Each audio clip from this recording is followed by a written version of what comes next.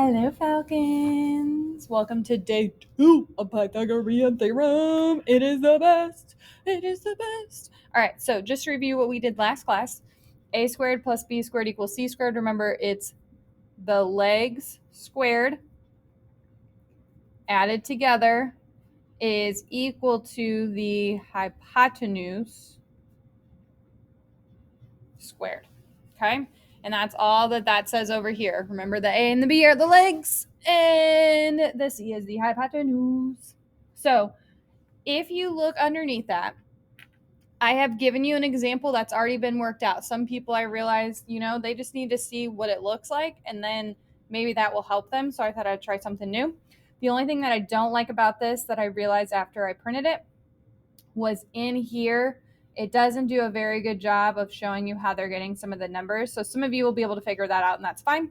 But if you're like, how did they go from here down to here with 36? What they did was they subtracted 64 on both sides, which is what it says here, right? This goes away, leaving us with b squared, right? And then 100 minus 64 is 36. And then that's where we do the square root and get our answer. Remember, some of them, they are going to want us to round, right? So like if you look at example 1, it says round to the nearest tenth of a foot. So we got to keep that in mind. So today it's going to be imperative that we know which side is our C, is our hypotenuse. Last class, it didn't really matter because we were dealing with both the legs. Now we are not. We are dealing with the legs and the hypotenuse. It is important where things go. So remember how I told you here's the right angle, and diagonal the right angle is our hypotenuse. So again, I don't really care which letter you put here, whether it's A or B. I'm going to choose A solely because my B's sometimes look like 6s.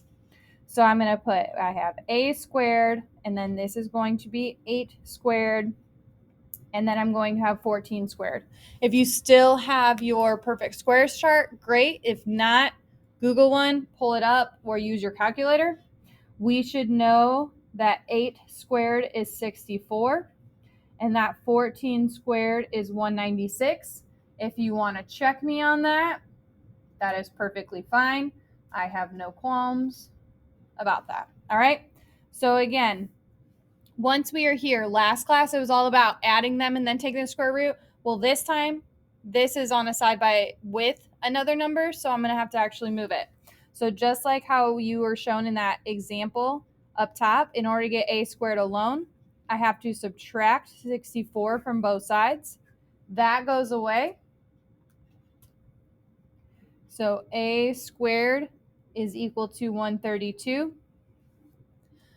And then the last step is the exact same. Take the square root here, and a equals, so I have the square root of 132.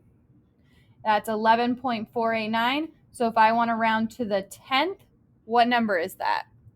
The 4. So does the 8 make the 4 round up or stay the same? Round up. So my final answer should be 11.5 feet. That's all we're doing today. Instead of adding the two, we're going to subtract.